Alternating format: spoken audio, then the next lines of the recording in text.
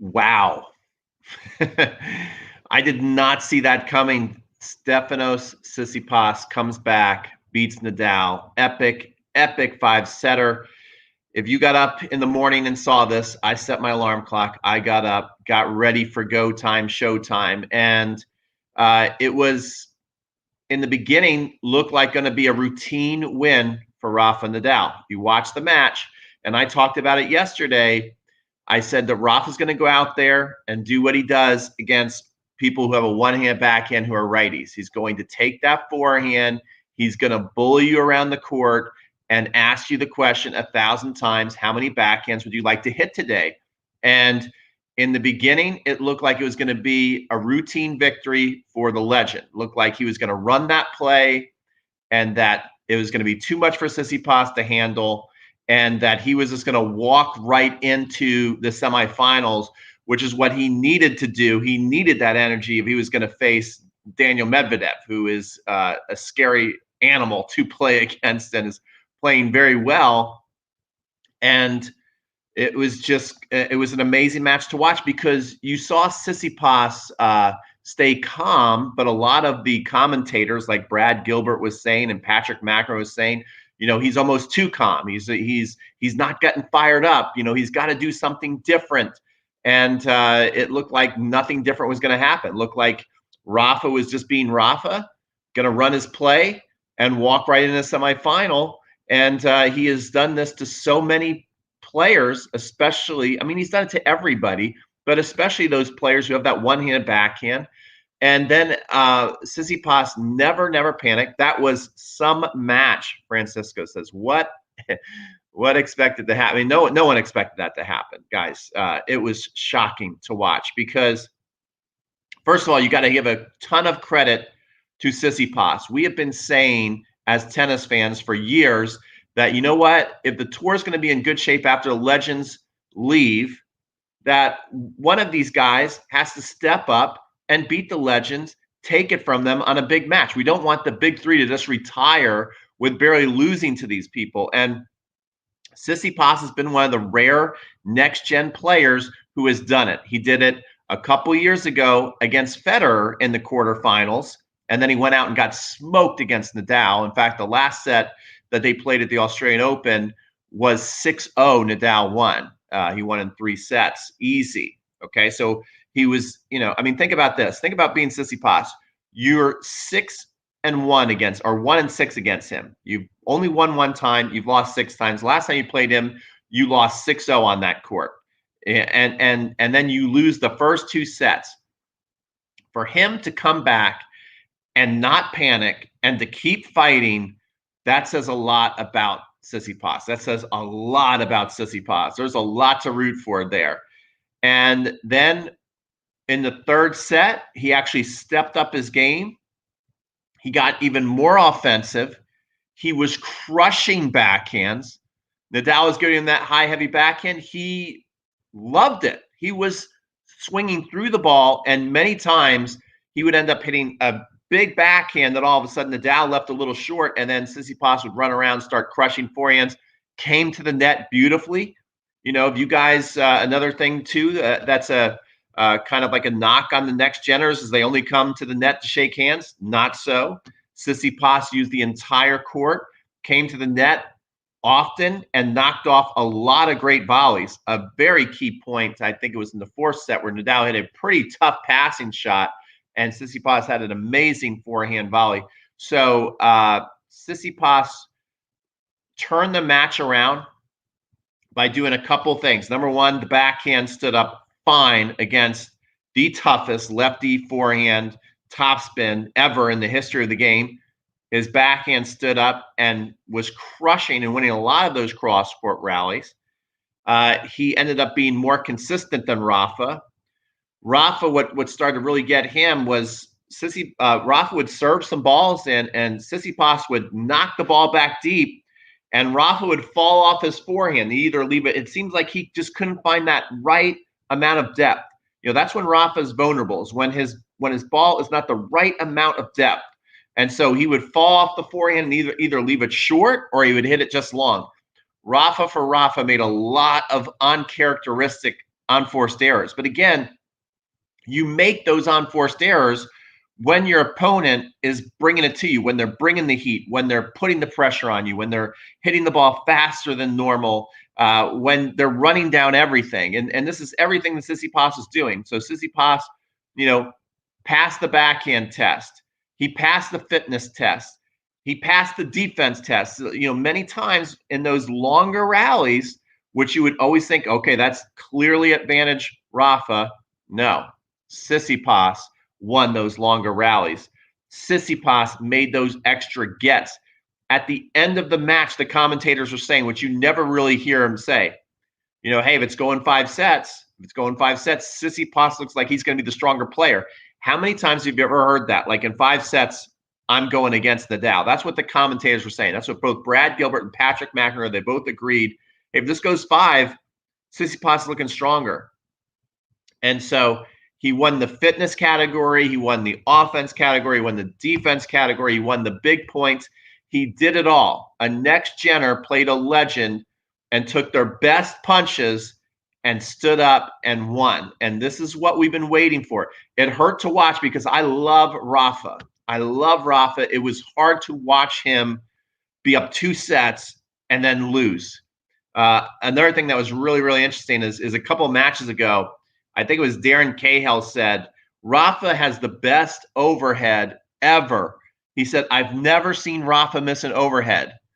And in that 3rd set tiebreaker, Rafa missed an easy overhead.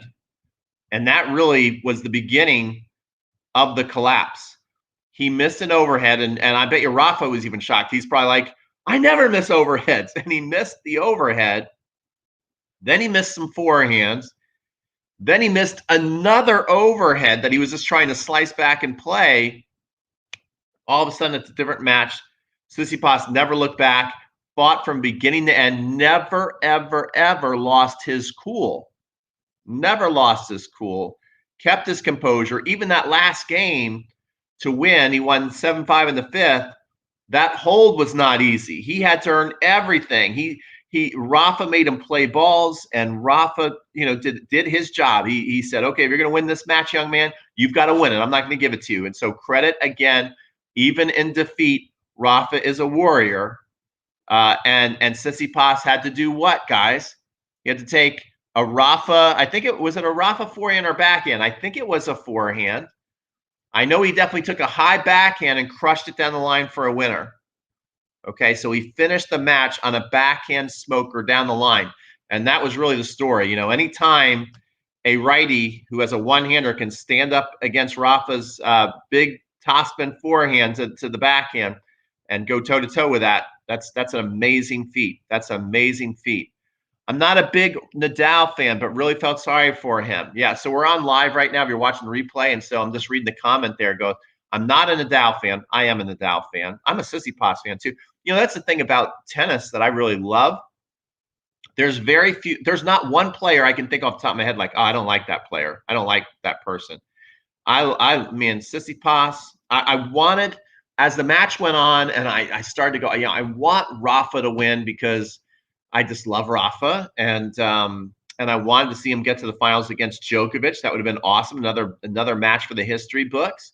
And Rafa's just such a warrior, and to watch him, in the beginning, to watch him just do his thing and to handle Tsitsipas, very easily was super impressive. And you're just like, dude, this guy's just a legend. Like when are we ever going to see any kind of weakness from him?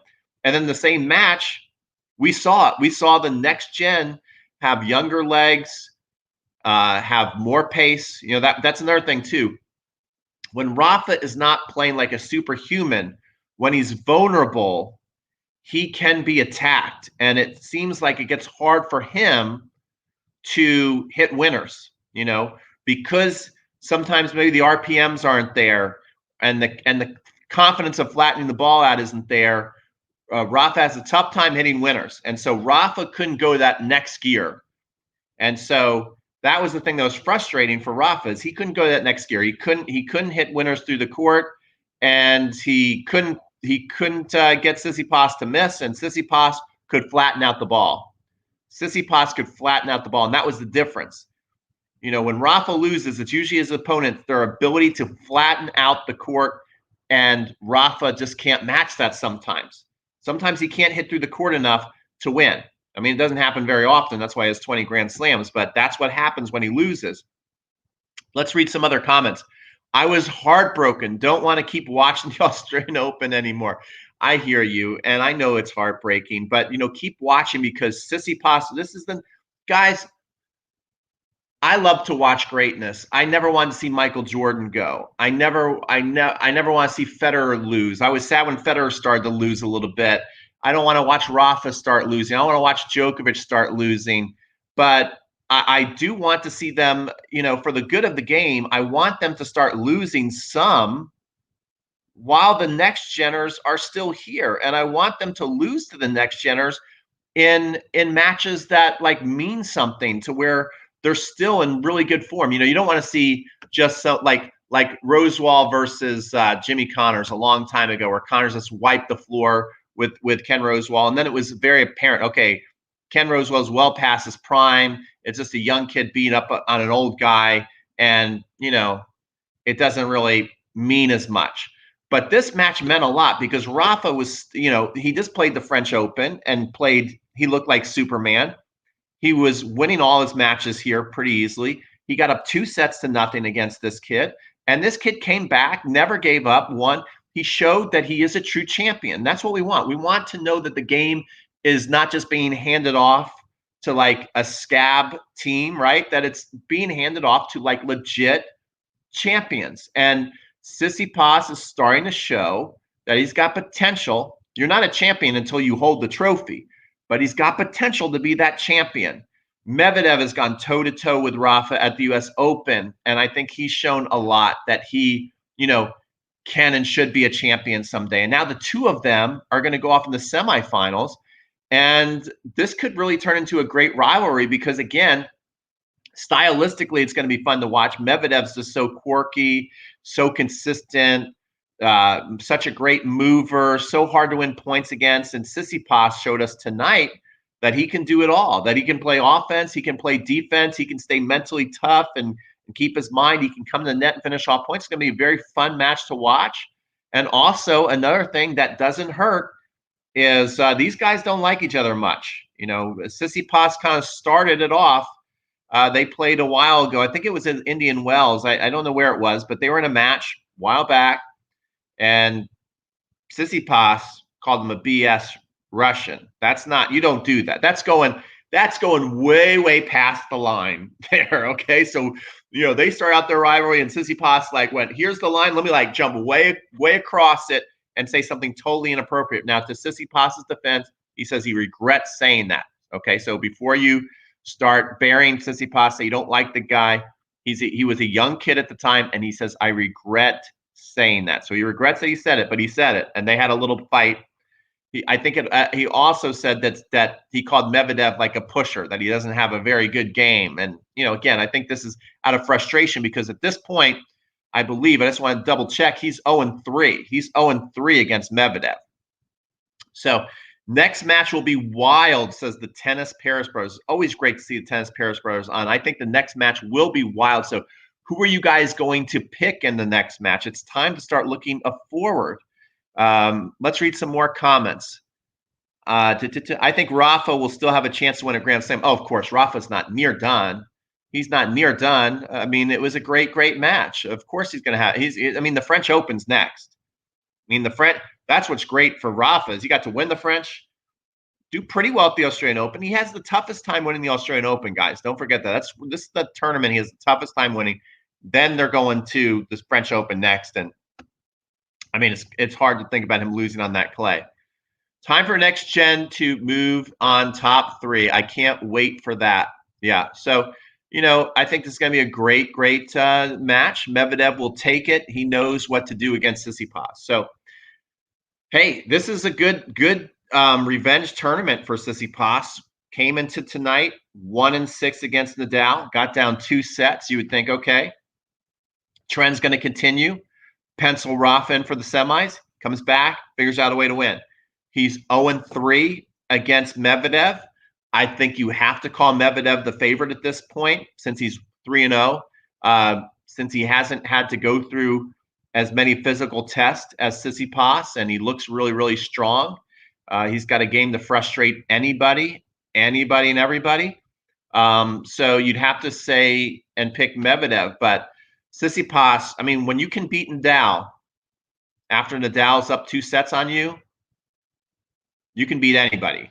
I mean, and that's what you have to tell yourself if you're him, rather than going, oh man, that was a tough match and I beat Rafa and I don't know if I can do it again. That was so exhausting. You can't be playing that. You can't let that start going in your head. You have to go, look, if I can beat Rafa down 2 sets to nothing, I can beat anybody, because that's not easy to do. And he did it. Tsitsipas has beaten Medvedev. He is not 0-3. Okay, so was it 3-1? Where did he beat him?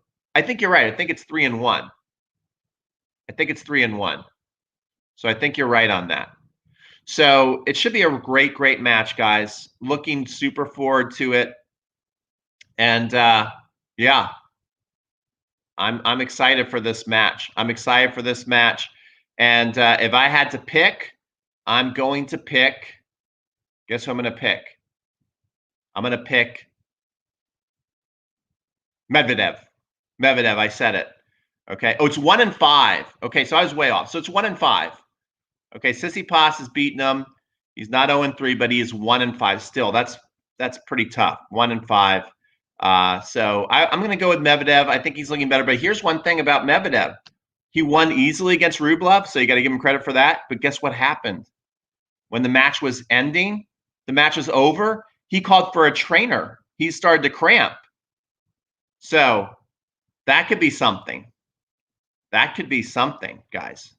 You know, is Tsitsipas at this point more physically fit, ready to go?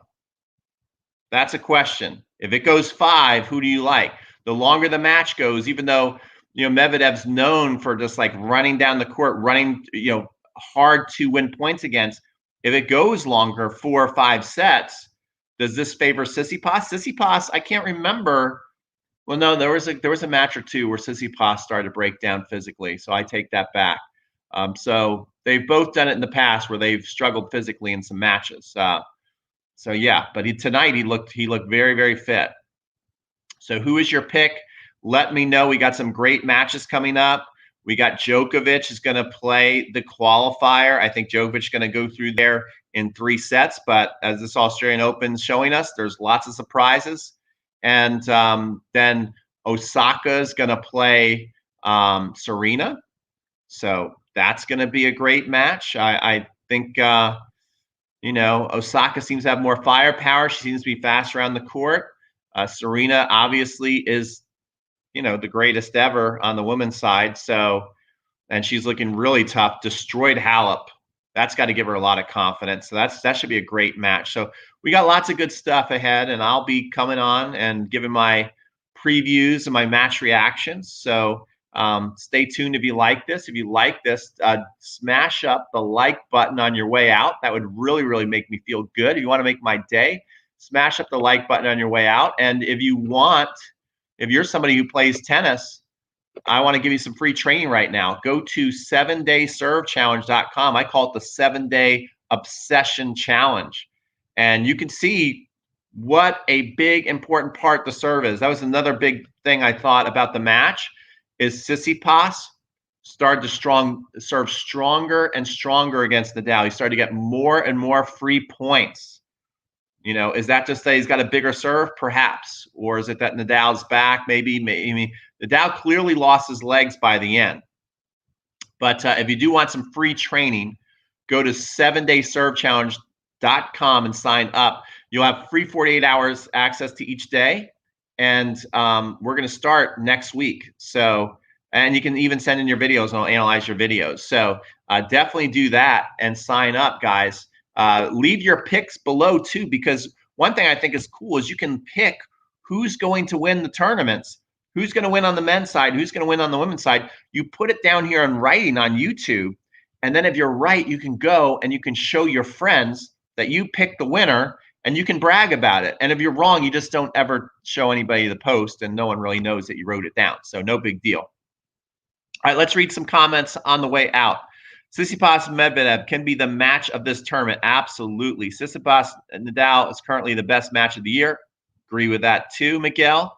And here's another one. Do you think Djokovic is going to win the Australian Open? I mean, I think that Djokovic is the favorite, especially Tsitsipas. Now, for Tsitsipas to win this, he's got to go through Nadal, which he just did. He's got to be tired mentally and physically from that. Medvedev is an exhausting prospect. That's going to be tough. And then he's got to go through Djokovic. That's going to be really hard to do. Djokovic just has to go through a qualifier and then wait for someone in the finals.